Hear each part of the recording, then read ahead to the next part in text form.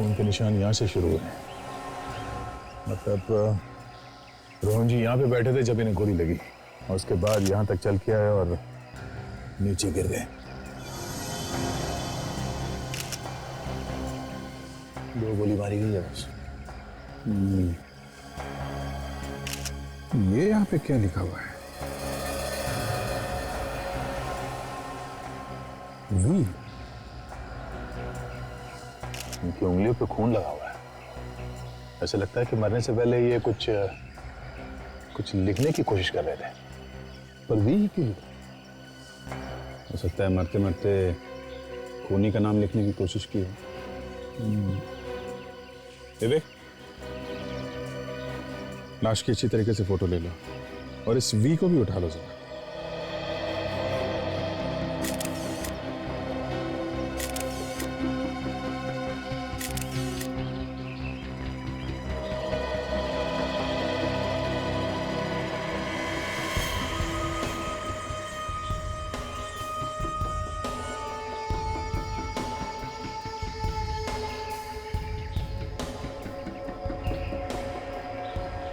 मैं उनका बड़ा बेटा हूं।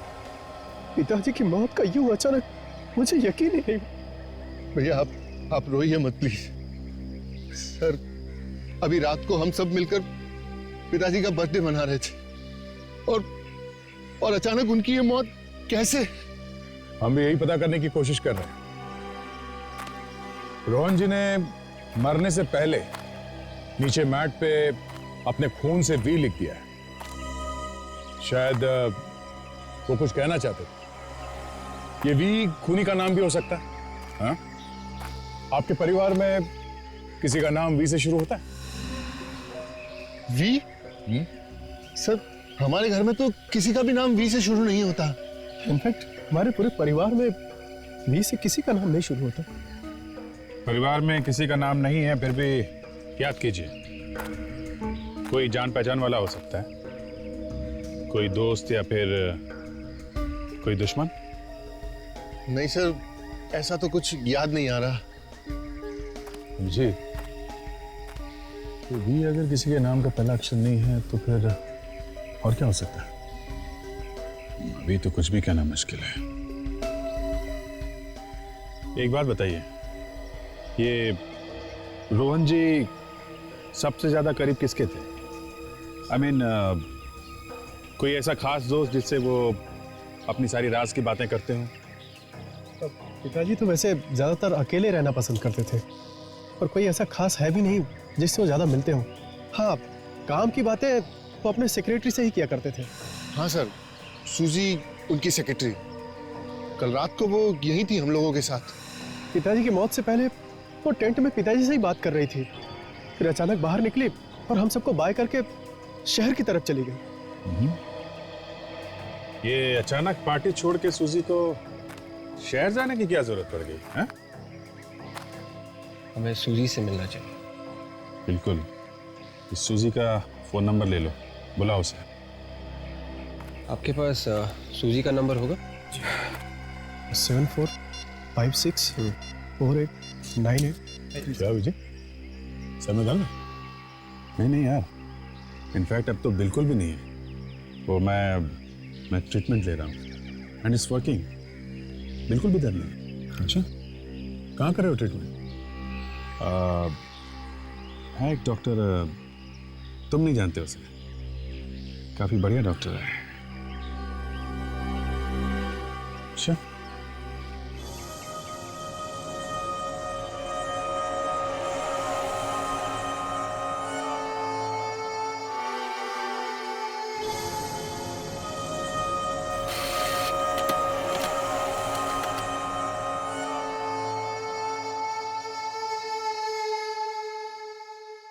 दो गोलियां लगने के बाद बचने का तो कोई चांस ही नहीं रहा होगा बेचारे के पास। हाँ, बेचारे को गोली भी लगी जंगल के बीचों बीच। वहां से हॉस्पिटल तक पहुंचना मुश्किल ही था। हॉस्पिटल अगर पास में होता तब भी बचना मुश्किल ही था। सर इस मैट के ऊपर से जो खून मिला है वी के निशान में, ये खून रोहन का ही है। मतलब ये वी का निशान रोहन के खून से बना है? कहीं खूनी ने तो जाते जाते ये निशान नहीं बना दिया रोहन के खून से? अभिजीत, ये उंगली का निशान रोहन का है। इसका मतलब ये वी का निशान रोहन ने ही बनाया। वी के निशान ने दिमाग खराब कर दिया है। एक आदमी जिसे 2 गोलियां लगी है, वो उठकर जाके ये वी का निशान क्यों बनाएगा? अरे उठने की कोशिश करेगा, मदद मांगने की कोशिश करेगा, खुद उठ के जाकर खून में उंगलियां डुबाकर ऐसे वी बनाएगा। मैं भी यही समझने की कोशिश कर रहा हूं कि एक आदमी को गोलियां लगती हैं, गोलियां लगने के बावजूद वो अपने आप को 4 फीट घसीट करके ले जाता है और मैट पर वी बनाता है। इस सब के लिए उसे कितना वक्त लगा होगा? यही कोई 20-30 सेकेंड्स या ज्यादा से ज्यादा 1 मिनट। काजल, इस आदमी को .45 कैलिबर की गन से गोलियां लगी है, वो भी बिल्कुल नजदीक से। एक गोली पेट में लगी है और दूसरी सीधी छाती में दिल को चीरती हुई बाहर निकली है। क्या तू कहना क्या चाहता है सालून? मैं कहना यह चाहता हूं बॉस कि अगर गोली किसी इंसान को छाती में लगेगी तो दिल वहीं फट जाएगा, आदमी की मौत वहीं हो जाएगी। लेकिन ये भाई साहब चेयर से उठे, अपने आप को 4 फीट दूर लेके गए, वहां जाकर के वी बनाया और फिर मरे। यार इसके पास इतना वक्त कहां से आया? सालून के 100 में 1 चांस भी नहीं? कुछ पल के लिए जी नहीं सकता आदमी गोली लगने के बाद? बॉस तुम कहते हो तो 100 में से 1 तो नहीं, लेकिन 1 करोड़ में से 1 चांस मान सकता हूं। वाह, तो आपका कहना है कि यह वी का निशान रोहन ने नहीं बनाया है, और आपका कहना है कि खून में जो उंगलियों के निशान हैं वो रोहन के ही हैं। कमाल है, क्या बताया आप दोनों ने, दिमाग खुल गया है। Excuse me. तू यार केस को सुलझाता है क्या उलझाता है? अरे क्या उलझाना सुलझाना यार, मैं तुम्हें हकीकत बताने की कोशिश कर रहा हूं, तुम कह रहे हो कि उलझा रहा हूं। कमाल है यार। अरे रोहन के सेक्रेटरी सूजी ब्यूरो में आ गई है। सूजी ब्यूरो में आ गई? Yes sir. तुम निपटो इससे।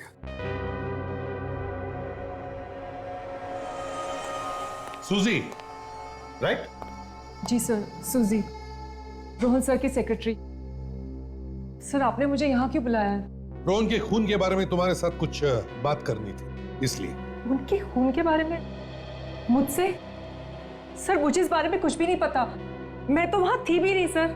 हाँ, आप वहाँ पे थी नहीं, मगर मरने से पहले आखिरी बार उन्होंने आपसे मुलाकात की थी। कौन सी बात करने के लिए बुलाया था तुम्हें उन्होंने टेंट में? क्या बात हुई थी? उस रात रोहन सर ने अपने जन्मदिन का केक काटने के बाद मुझे अपनी नई वसीयत के बारे में बताने के लिए बुलाया था। नई वसीयत? ये क्या नया चक्कर है? मरने से पहले रोहन ने नई वसीयत बनवाई? जी सर, और उसके मुताबिक उनकी सारी प्रॉपर्टी चैरिटी ट्रस्ट को जाएगी। इतनी सारी प्रॉपर्टी चैरिटी के ना, बच्चों को कुछ भी नहीं? नहीं सर नहीं, उन्हें एक पैसा नहीं देना चाहते थे वो, इसलिए उन्होंने रणवीर जी से कहकर ये नई वसीयत बनवाई थी। कमाल है, इतनी नफरत करते थे वो अपने बच्चों से? क्यों, कुछ पता है तुम्हें? सर वो अपने बच्चों से बिल्कुल खुश नहीं थे, उन्हें लगता था वो सब सिर्फ उनके पैसों के पीछे हैं, किसी को उनकी कोई कदर ही नहीं है। तो शायद इस वसीयत की वजह से ही उनका खून हुआ है। हाँ, वैसे सूजी, रोहन के घर वालों में से किसी को पता था इस नई वसीयत के बारे में? नहीं सर, बिल्कुल नहीं। रोहन सर ने मुझे टेंट में बुलाकर चुपके से ये बात बताई थी। वो चाहते थे कि ये वसीयत की बात मैं अखबार में छपवा दूं, ताकि सबको अखबार से ही पता चले कि उन्हें कोई पैसे नहीं मिलने वाले। उसके बाद मैं न्यूज़पेपर के ऑफिस चली गई, पर आधे रास्ते में मुझे पता चला कि रोहन सर की मौत हो गई है, तो फिर मैं लौट आई। ऐसा भी तो हो सकता है कि किसी तरीके से इस वसीयत के बारे में उनके घर वालों में से किसी को पता चल गया हो। हाँ? नहीं सर नहीं, ऐसा हो ही नहीं सकता, क्योंकि इस वसीयत के बारे में रोहन सर के अलावा सिर्फ 2 लोग जानते थे, एक मैं और दूसरे उनके लॉयर रणविजय। रणविजय? सर अगर ये नई वसीयत रणविजय के पास है तो हो सकता है उनकी जान को भी खतरा। हाँ, रोहन के घर वाले तो किसी भी हद तक जा सकते हैं इस नई वसीयत को पाने के लिए। होशियार रहना विवेक, रणविजय की जान को खतरा है, खूनी अंदर हो सकता है।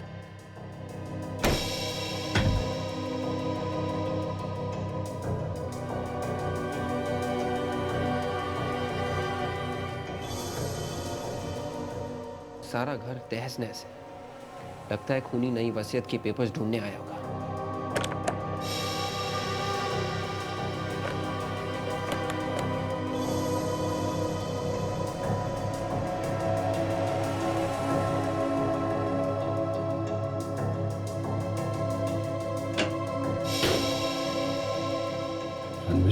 सर मुझे मुझे मत मारिए सर। तुम ठीक तो हो ना? Yes sir. लेकिन तुम ये अलमारी के अंदर क्या कर रहे थे? हाँ? मेरे आने से पहले कुछ लोग मेरे घर में घुसे हुए थे सर। सर वो रोहन जी की नई वसीयत के पेपर्स ढूंढ रहे थे। अच्छा, फिर? सर जैसे ही मैं घर में घुसा उन्होंने मुझे देखते ही गोली चला दी। सर मैं किसी तरह उनसे बच के यहाँ अलमारी में आके छिप गया। तुमने तो उनका चेहरा देखा होगा ना, पहचानते हो उन्हें? नहीं सर, मैंने किसी को नहीं देखा। सबने मास्क पहने हुए थे।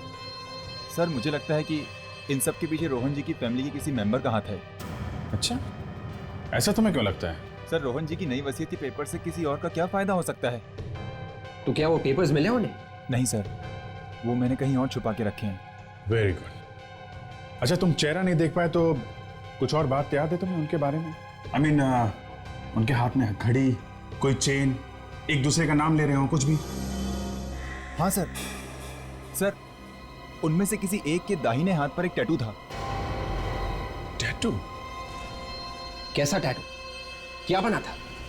सर चमगादड़ का टैटू। चमगादड़? देखना पड़ेगा कि रोहन की फैमिली में कौन है जिसे चमगादड़ से इतना प्यार है। हाँ मैं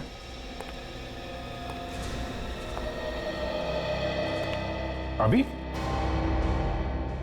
अभी मिलना है डॉक्टर साहब से? ठीक है, तो मैं आता हूं। हाँ, मैं अंदर आ सकता हूं डॉक्टर साहब? अरे Abhijeet, please come, have a seat. अब कैसे हो अभिजीत? अब तो एकदम ठीक हो गया हूं डॉक्टर साहब। ऐसा लगता है मेरा सिर दर्द तो गायब हो गया है। देखा, मैंने तो पहले ही कहा था ना कि दवाइयों से ज्यादा अपने डॉक्टर पे भरोसा होना जरूरी है। अब क्योंकि आपका सर दर्द चला गया है तो मैं आपको नई दवाई दे देता हूं ताकि ये दर्द फिर से वापस ना आए। हेलो माया, अभिजीत की दवाइयां लेकर आइए। डॉक्टर साहब, ये जो पुरानी दवाइयां थी वे तो बिल्कुल ठीक काम कर रही हैं, तो नई दवाइयां जरूरी हैं क्या? अभिजीत, मुझ पे विश्वास रखो, पहले की सारी दवाइयां बंद कर दो और कल से आप ये नई दवाई लेना शुरू करो। दिन में 2 टैबलेट्स, एक सुबह और एक रात को। ओके, तो मैं चलूं? Okay Abhijeet, all the best. Thank you very much.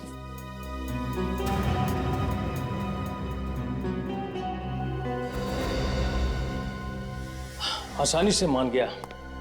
मैंने तो सुना था कि बड़ा टेढ़ा आदमी है।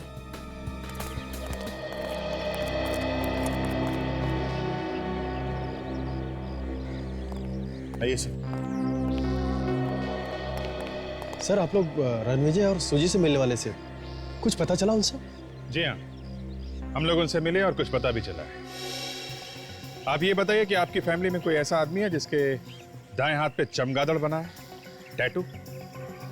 हाँ सर, मेरे छोटे बेटे धीरज के हाथ पर बना हुआ है, लेकिन इसका इस केस से क्या संबंध है सर? संबंध है मिस्टर अजय, संबंध है। आपका छोटा बेटा धीरज है कहाँ? बुलाइए उसे। जी, बच्चे घर पर नहीं है। नहीं है? कहाँ गए? वो लोग जंगल वाले घर पर गए। जंगल वाले घर पर? अभी भी आपके पिता रोहन जी का वहां पे खून हुआ है, ये बच्चे वापस वहां क्यों गए? पता नहीं सर। एक काम करिए, आप हमें जंगल वाले घर का एड्रेस दीजिए, देखते हैं चमगादड़ वाला हाथ अब क्या करने वाला है।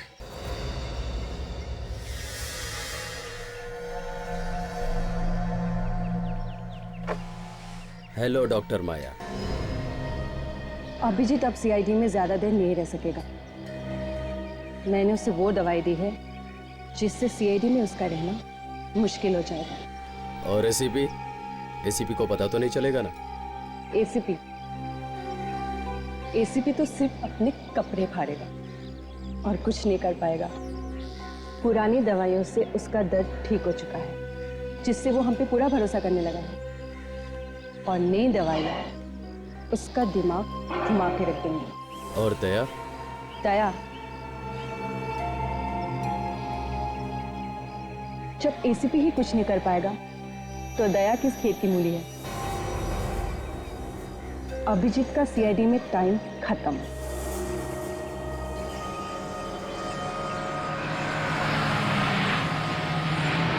सर ये वही जगह है जहाँ से रोहन जी के फॉरेस्ट हाउस के लिए रास्ता जाता है। वो पांचों भाई यही आए होंगे। रास्ता जैसा तो कुछ दिख नहीं रहा है।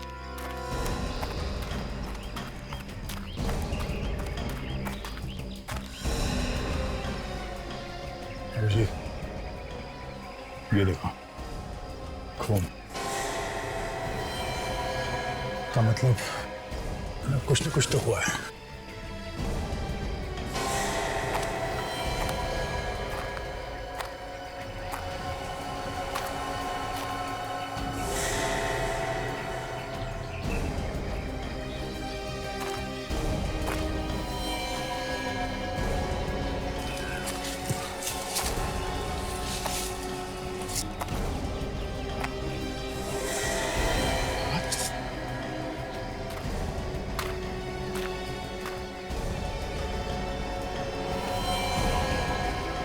ये तो फाल्गुन है, रोहन का पोता। फाल्गुन? इतना सारा खून?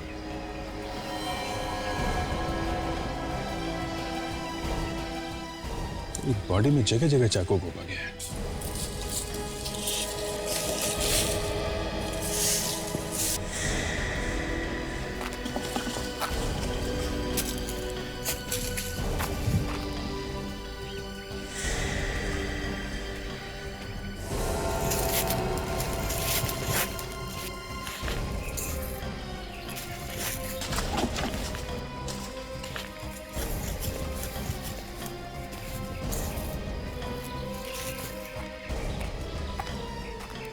भूमि चाकू अपने साथ लेके भागा है। कमाल है।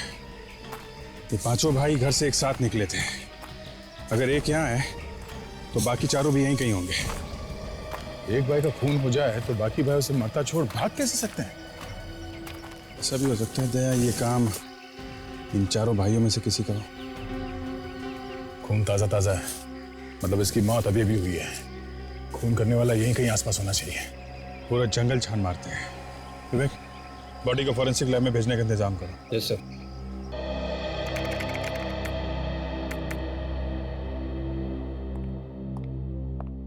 मैंने दोबारा चेक कर लिया, रोहन जी के परिवार में ऐसा कोई भी नहीं जिसका नाम वी से शुरू होता है। हो सकता है काजल ये आदमी परिवार का ना हो, बल्कि कोई बिजनेस राइवल हो। उनके बिजनेस कॉम्पिटिटर्स का भी नाम वी से शुरू नहीं होता।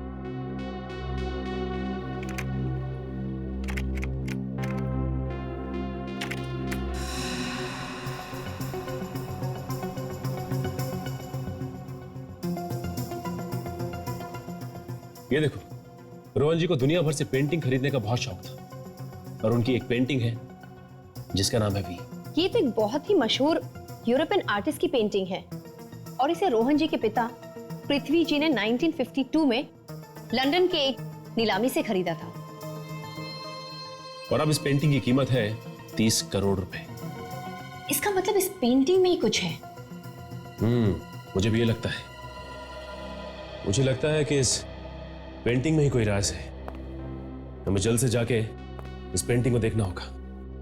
कहां पे है ये पेंटिंग? मंदार कॉलोनी, रोहन जी के पुराने बंगले में।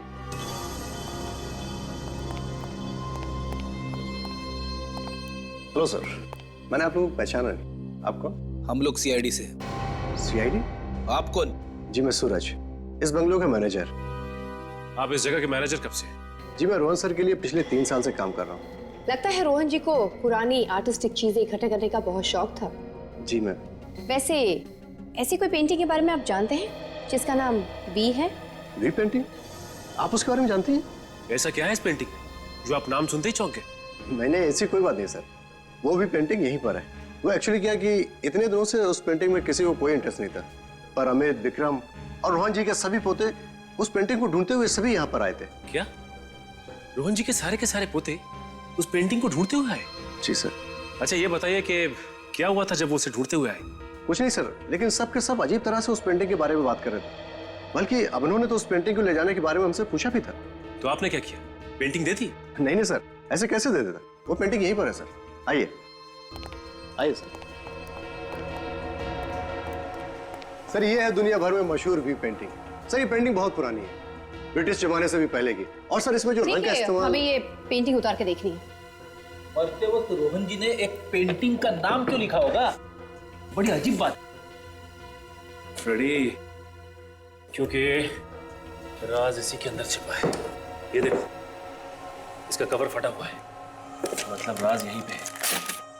ये तो किसी खजाने का नक्शा है। ये तो कोरोना जंगल का है, ये नक्शा वहीं का है। जंगल में खजाना? और ये देखिए, ये जो रास्ता आगे की तरफ जा रहा है, ये तो रोहन जी की प्रॉपर्टी, उनकी पुश्तैनी मकान का है। इसका मतलब ये सारे के सारे खून खजाने के पीछे किए जा रहे हैं। अरे ये क्या है?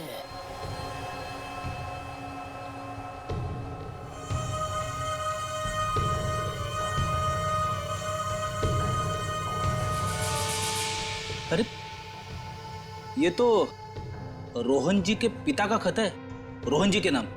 रोहन जी के नाम खत? काफी साल पुराना खत दिख रहा है। इसमें साफ साफ लिखा हुआ है कि रोहन बेटा, ये पेंटिंग संभाल के रखना। इस पेंटिंग में एक खजाने का राज छुपा हुआ है, तुम्हें इस खजाने तक पहुंचना ही होगा। पृथ्वी। इसका मतलब जो कोई भी इस खजाने के पीछे है, वो तीसरे पड़ाव यानी रोहन जी की पुश्तैनी मकान में है।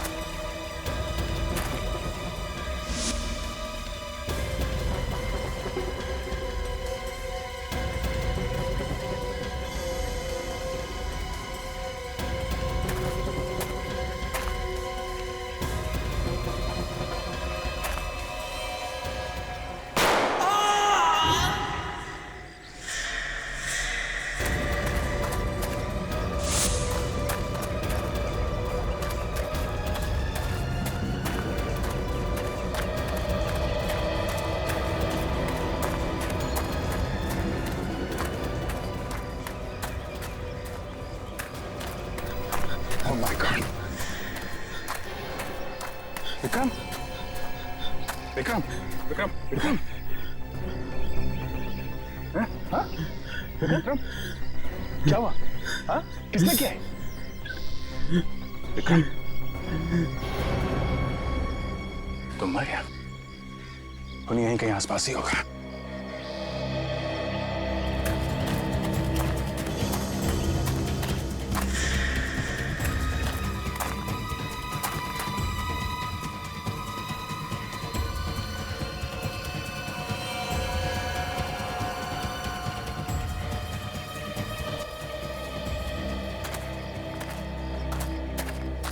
भाग गया। लगता है यहाँ आसपास कहीं जंगल में छुप के बैठा होगा। पहले फाल्गुन की मौत, अब उसका भाई विक्रम। ये हो क्या रहा है फैमिली में? हाँ, सब एक दूसरे के दुश्मन बन गए हैं। और क्यों?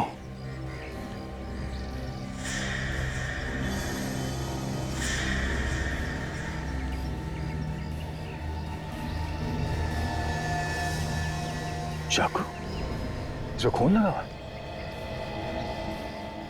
ये फाल्गुन को चाकू घोप घोप के मारा गया था। कहीं विक्रम ने तो नहीं मारा उसे? अपनी भाई का खून, मतलब विक्रम ने फाल्गुन को मारा और किसी और ने विक्रम को मारा।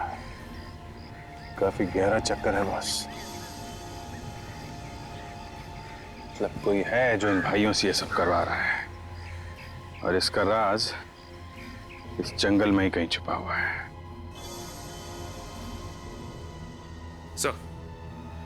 सर, रोहन जी के सारे पोते एक खजाने के पीछे है सर। यस सर, हमें खजाने का नक्शा मिल गया है सर। उस जंगल में पुश्तैनी मकान है, वहीं मिलेंगे।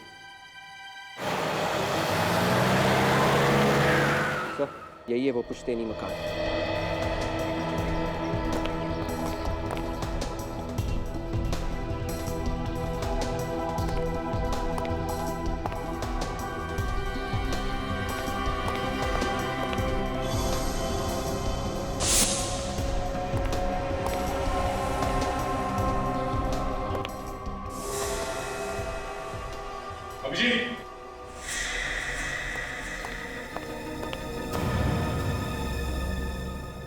मर चुका है।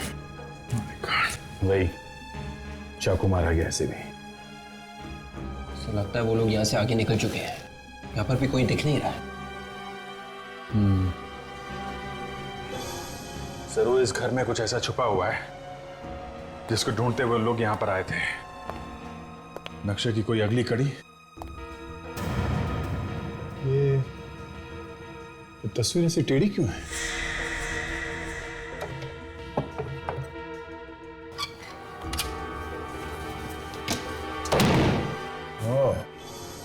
तो नक्शा देखने के लिए वो बच्चे यहां तक आ गए।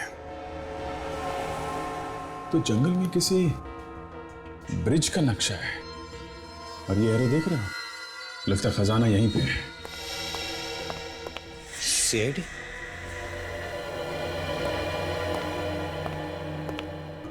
सर मैं इस जंगल का गार्ड हूं। आपको अंदर आते हुए देखा तो मैं खुद ही आपको हेल्प करने के लिए आ गया। पहले ये बताओ, कुछ देर पहले अभी रोहन के रिश्तेदारों में से कोई यहाँ पे आया था क्या? जी हाँ सर, आए थे। यहाँ जंगल में आसपास कोई ब्रिज है क्या? हाँ पास में ही है। जाइए देखो, ये दीवार पे जो नक्शा बना हुआ है ऐसा ही ब्रिज है? हाँ यही है। ये 15 साल पहले बना है। ऐसे कैसे हो सकता है? अगर ये नक्शा 50 साल पुराना है तो 50 साल पुराने नक्शे में 15 साल पुराना ब्रिज कहां से आ गया? या तो नक्शा नकली है या फिर कोई और ब्रिज है। यहाँ जंगल में इस ब्रिज के अलावा कोई और ब्रिज है क्या? नहीं सर, ये एक ही ब्रिज है। देख, इनसे इस ब्रिज तक जाने का रास्ता मालूम करो। आप जा सकते हैं। Thank you sir. आइए। मैं सचिन और काजल से पूछ लेता हूँ, वो जो लेटर उन्हें तस्वीर के पीछे मिला था उसे ठीक तरीके से एग्जामिन करें। पता चल जाएगा 50 साल पुराना है कि नहीं।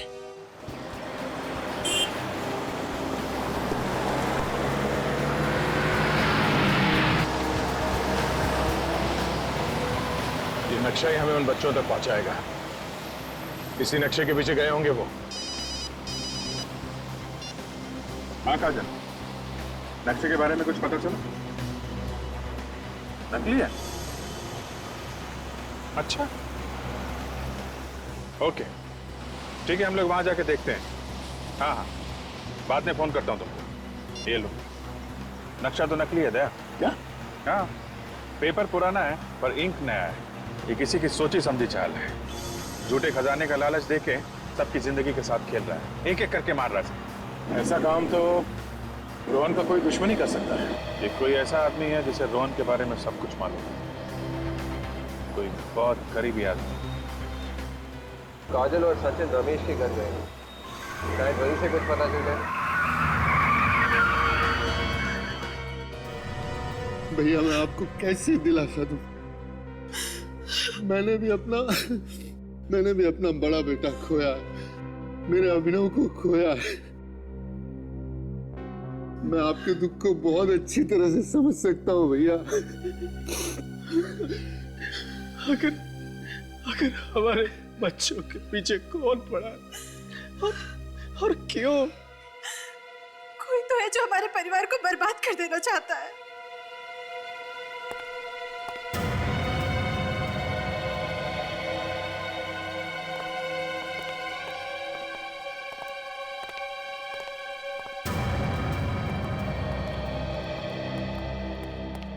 ऑफिसर, कुछ पता चला खूनी कौन है? देखिए, खूनी तक पहुंचने के लिए हमें आप लोगों की मदद चाहिए।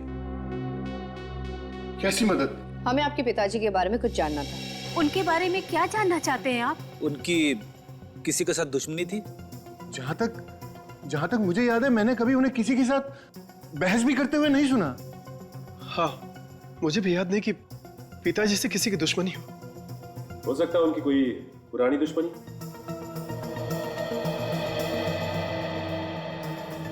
अच्छा, रमेश अंकल? हाँ, रमेश अंकल? रमेश अंकल पिताजी के बहुत अच्छे दोस्तों में हुआ करते थे। जब हम तकरीबन 7-8 साल के होंगे तो पिताजी में और रमेश अंकल पे बहुत जबरदस्त लड़ाई हुई थी। और तब रमेश अंकल ने पापा को जान से मारने की धमकी भी दी थी।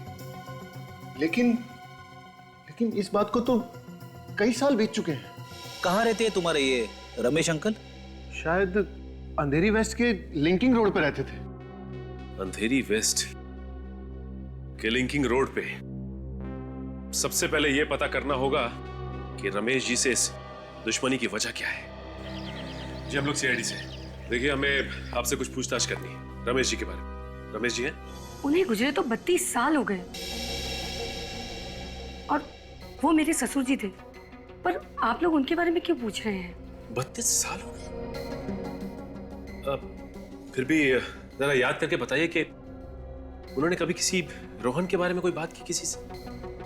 रोहन? ओ रोहन, हाँ, मेरे ससुर जी और मेरे पति अक्सर किसी रोहन के बारे में बात किया करते थे। ये बताइए कि आपके ससुर और रोहन का क्या रिश्ता था? कैसे जानते थे एक दूसरे को? उन लोगों की आपस में दुश्मनी थी। ये बात तो बहुत पुरानी है, भारत में जब ब्रिटिश राज चल रहा था उस समय की। क्या हुआ था? क्यों थी दुश्मनी? मेरे ससुर जी आजादी की लड़ाई में शामिल हो गए, पर रोहन ने दगाबाजी की। उनके कुछ प्लान्स चुराकर अंग्रेजों के हवाले कर दिए कुछ पैसों के लिए, जिस वजह से मेरे ससुर जी को जेल हो गई और उनके कुछ साथी भी मारे गए। मेरे ससुर जी को बहुत तड़पाया गया था जेल में। हमें आपके पति से मिलना है, बुलाइए उन्हें। जी वो भी इस दुनिया में नहीं है। We are really sorry। अच्छा आपके घर में अब है कौन? जी मेरा एक बेटा है। क्या करता है आपका बेटा? वो विदेश में रहता है। ये रही उसकी तस्वीर। अमन।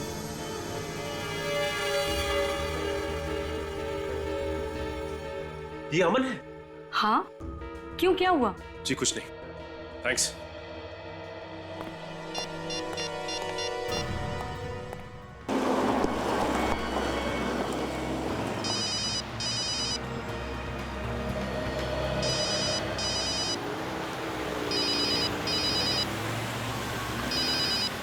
सर आपका फोन बज रहा है।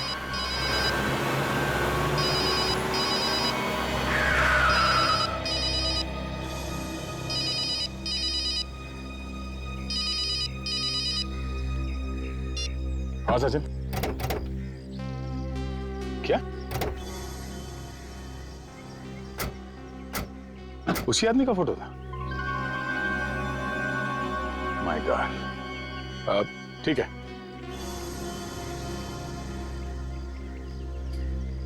Okay okay bye.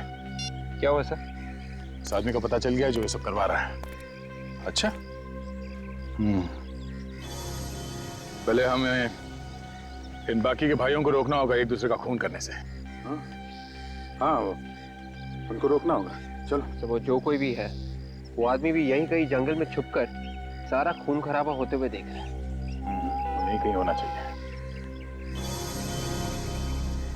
अभिजीत, क्या हुआ अभिजीत? तुम ठीक तो हो? मैं? हाँ मैं बिल्कुल ठीक हूँ। मुझे क्या हुआ? I'm all right, yeah। चलो ढूंढते हैं उनको। अभिजीत, मैंने तुम्हारे जेब से फोन निकालकर सचिन से बात की और तुम्हें पता तक नहीं चला। वो हाँ? क्या बात कर रहे हो? ये मैंने देखा था तुम्हें बात करते हुए, तो मैंने सोचा कि तुम्हें डिस्टर्ब क्यों करूं, है ना? चलो उनको ढूंढना होगा।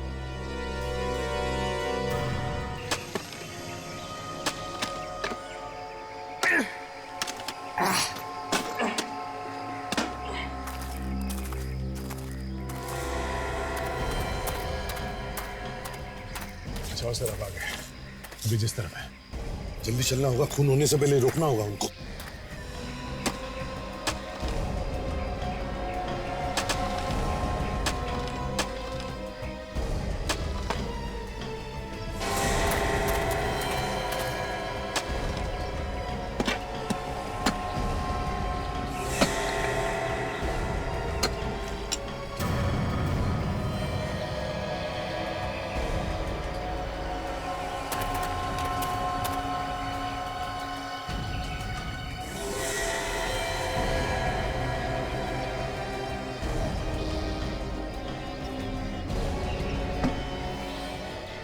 खजाना मिल गया यार, माला माल हो गए।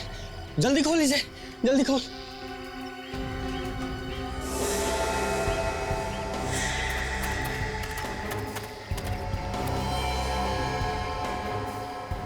इतनी जल्दी क्या है मेरे भाई? विवेक जल्दी से जाओ, पीछे से जाओ, देखो उनके पास गन है, कहीं हड़बड़ी में वो गन न चला दे। ये क्या कर रहा है यार? पागल हो गया तू? ये खजाना मेरा थोड़ी है यार, हम दोनों का है ये। खजाना हम दोनों का नहीं, सिर्फ मेरा है, समझे? सिर्फ मेरा। उसने मुझे बोला था कि तुझ पे भरोसा ना करूं। अगर उसकी बात मान लेता तो आज ये दिन नहीं देखना होता। क्या बकवास कर रहा है? अबे उसने मुझे तुझसे सावधान रहने को कहा था, तुझसे। अरे मुझसे सावधान होने की क्या जरूरत है यार? मैं तुझे थोड़े ना मारूंगा यार। हिलना मत, बिल्कुल हिलना मत। मुझे पता था कि तू पलट के ब्लैकमेल करेगा, पीछे से वार करेगा, इसलिए मैंने कोई भी सबूत नहीं छूटने दिया। सारे के सारे भाइयों को मार डाला और अब तेरी बारी है, समझे? Your turn. वाह रे वाह, क्या भाईचारा है, वाह। तुम दोनों के बीच में जो शक और नफरत पैदा की है ना, वो सिर्फ एक ही आदमी ने की है। आप लोग यहाँ? जी हाँ, हम लोग यहाँ। वो एक ही आदमी है जिसने तुम्हारे दादाजी का खून किया है और तुम भाइयों में फूट डाली। और ये खजाना जिसके लिए तुम एक दूसरे की जान ले रहे हो, ये भी नकली है, समझे? पर सच तो ये है कि खजाना में मिल गया है। कोई खजाना वजाना नहीं है, बकवास है ये, कुछ नहीं है इसके अंदर।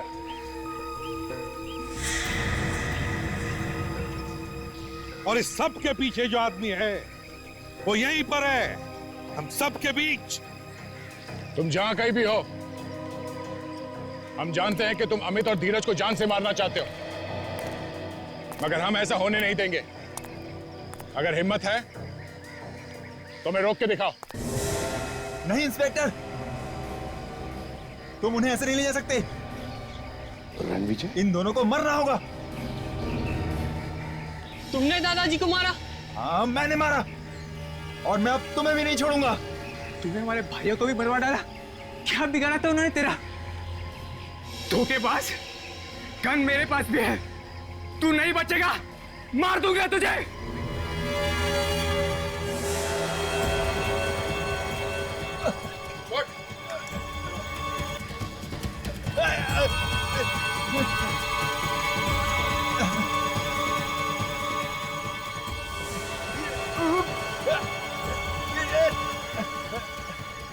गन लगाएगा? हाँ, गन मारेगा? हाँ, क्या कर रहे हो? क्या कर रहे हो तुम? क्या कर रहे हो तुम?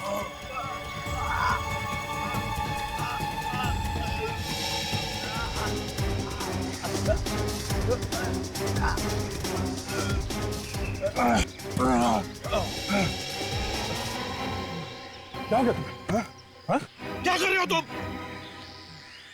हट, मर जाता हो बेचारा।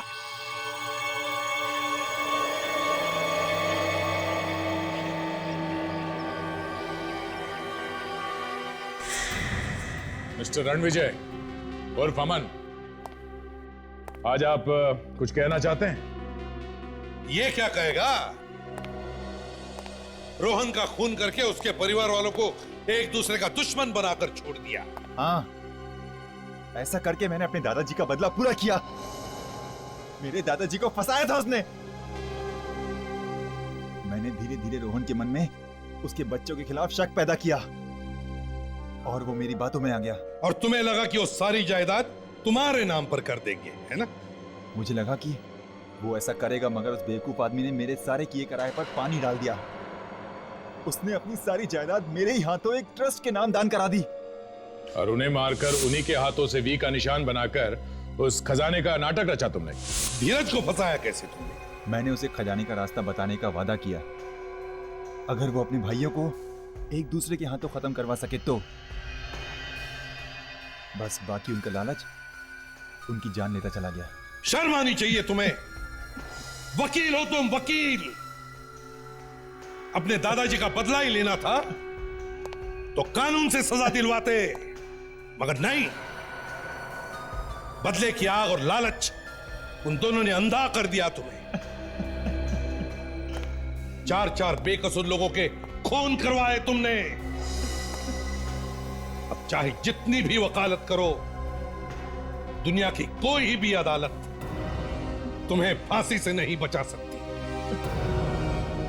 ले जाओ इसे विवेक। चलो प्लीज सर, चलो। सर।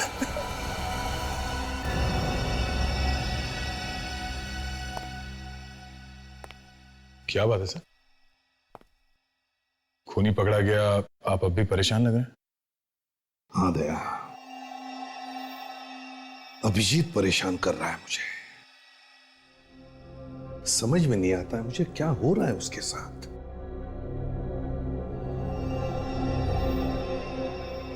तुम क्यों चुप हो गए? सर वो क्या क्या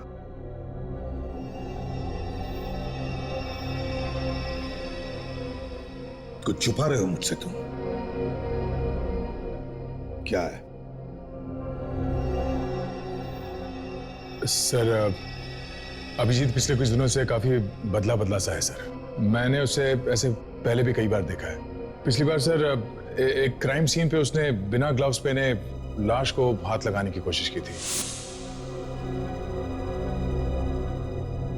वही तो समझ में नहीं आ रहा है क्यों कर रहा है ऐसे। पता नहीं सर, पर ये सब तब से हुआ है जब से उसके सर पे वो चोट लगी है।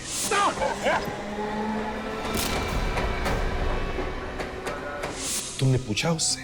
कई बार पूछने की कोशिश की सर, पर वो इस बारे में बात ही नहीं करना चाहता। अभिजीत, इतनी सारी दवाइयां किस लिए? सर दर्द की दवाइयां हैं। देखो दया, हमारे इस लाइन में एक छोटी सी गलती भी बहुत महंगी साबित हो सकती है। रात तो उसने हद ही कर दी। मुझे ही कुछ करना पड़ेगा। क्या